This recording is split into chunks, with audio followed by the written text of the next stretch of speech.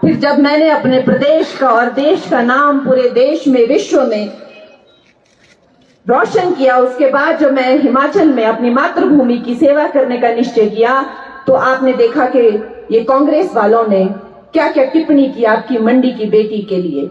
मुझे कहा कि मंडी में लड़कियों के क्या भाव चल रहे हैं। दोस्तों, यहाँ तक के हमारे शहजादे हमें पूछते हैं कि तू अपवित्र है और तू पवित्र होके आ। तो इस तरह की भद्दी टिप्पणी आपकी बहन के बारे में, आपकी बेटी के बारे में की गई है, और सारा भारत देख रहा है कि कांग्रेस यहाँ पे क्या नाच कर रही है, क्या ढोंग हो रहा है। यहाँ उनकी कोई सरकार खुद से संभल नहीं रही। दोस्तों, अपना तो वो, आपका तो वो क्या ही कल्याण करेंगे। सुक्खू जी की सरकार एक दुखू सरकार बन के रह गई है। ना वो खुद सुखी है, ना जनता सुखी है, ना केंद्र में उनकी सरकार कोई सुखी है। कुछ भी वो अंट संट बोलते हैं इलेक्शन से पहले जो उनके मन में आता है। लेकिन अब आप उनको इस चीज का क्या कहेंगे? उनका कोई ब्रांड है? उनकी क्या कोई वैल्यू है? भारतीय जनता पार्टी, हमारे प्रतिनिधि तो वो है जिसका लोहा पूरा दुनिया मानती है। हमारे नरेंद्र मोदी जी जहां से खड़े हो जाएं, वहीं पे ही लाइन शुरू होती है। और इसका हमने देखा, इसका सबसे बड़ा ट्रेलर हमने देखा G20 में, जब विश्व के बड़े बड़े नेता, चाहे वो अमेरिका हो, चाहे इटली हो, चाहे फ्रांस हो, उनके पीछे पीछे लाइन लगा के घूम रहे थे। ऐसा ट्रेलर हमने देखा। आज मोदी जी की गारंटी का लोहा सारी दुनिया मानती है। अगर उन्होंने कह दिया कि 25 करोड़ लोग गरीबी से बाहर आएंगे, तो वो आएंगे। उन्होंने अगर अपने आप को समर्पित कर दिया कि 10 करोड़ महिलाओं को इज्जत घर मिलेंगे, शौचालय मिलेंगे, तो मिलेंगे। अगर उन्होंने कह दिया कि मेरे किसान भाइयों को 50 करोड़ खाते खुलेंगे और उनमें किसान भाइयों को 6000 किसान सम्मान निधि तो मिलेगी। गैस चूल्हे कह दिया 10 करोड़ तो मिलेंगे। छात्राओं के लिए, हमारी बेटियों के लिए अगर उन्होंने कहा कि स्कॉलरशिप मिलेगी तो मिलेगी। हमारे हिमाचल में तो उन्होंने हमें एम्स से लेकर कीर्तपुर से मनाली कितने हाईवे दे दिए। लेकिन हमसे ही शायद कोई कमी रह गई, कोई भूल हो गई कि थोड़ा लाइटली हमने जो है पिछला विधानसभा का भी, और ये जो छोटे चुनाव हुए थे वो भी हमने थोड़े लाइटली ले लिए दोस्तों। और ऐसा दुर्भाग्य हुआ कि यहाँ पे ये दुखू सरकार आ गई। इन लोगों का कोई ब्रांड नहीं है, इन लोगों की कोई गारंटी नहीं है। आपको कहते हैं हम 6 लाख आपको नौकरियां देंगे, दूध हम 100 रुपए में किलो में खरीदेंगे, 2 रुपए का हम गोबर लेंगे, हर विधानसभा में 4 स्कूल खोलेंगे, हर जगह मोबाइल हॉस्पिटल जाके जगह जगह उनके इलाज करेंगे, कुछ भी कहते हैं। और यहाँ तक तो खुद के ही नेता के बारे में कहने लग जाते हैं प्रियंका गांधी, राहुल गांधी में कोई दम नहीं है, उनसे सरकार नहीं संभलती है, हम लोग चुनाव नहीं लड़ सकते। कुछ भी अंट संट बोलते हैं और अगले दिन फिर से मित्रता करके उनकी चाटुकारिता करने लग जाते हैं।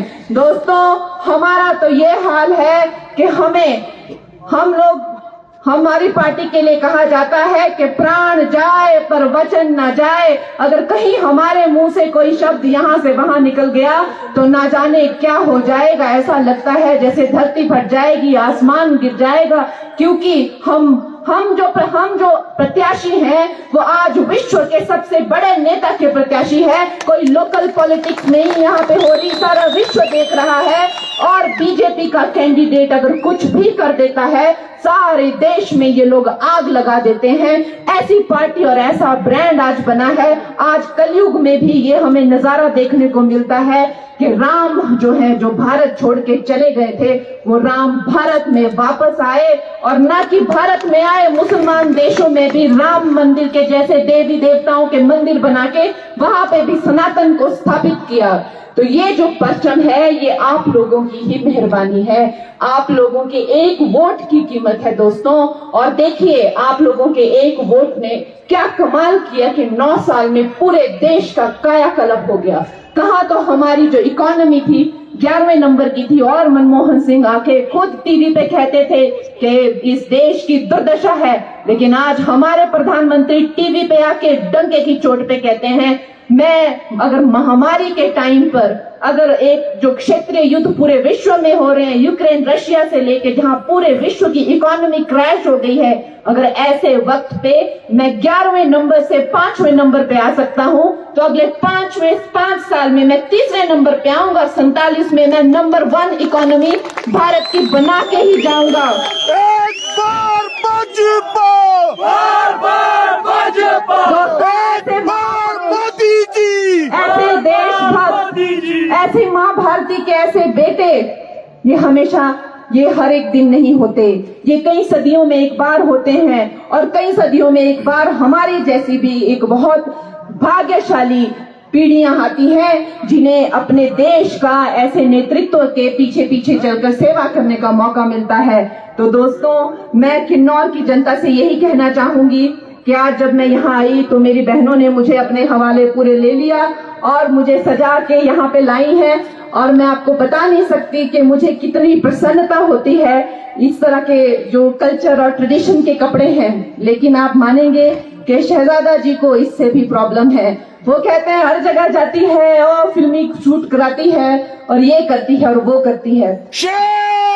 दोस्तों, हमारा जो भारतवर्ष है, हमारे भारतवर्ष की जो संस्कृति है, वो सारी दुनिया तक पहुंचनी चाहिए। ना कि सिर्फ मैं कहती हूँ कि आप देखिए, अगर चाहे वो साउथ इंडिया की कांजीवरम साड़ी हो, चाहे वो बंगाल की कॉटन हो, चाहे वो असम हो, चाहे वो महाराष्ट्र की पैठनी हो, चाहे वो गोटे के लहंगे हो जयपुर के, चाहे वो हमारे मनाली का पट्टू हो या किन्नौर का हमारे ड्रेस हो, मैं तो ये चाहूंगी कि पूरे विश्व में मैं ये किन्नौर की ड्रेस को लेके जाऊं और किन्नौर का जो पैटर्न है,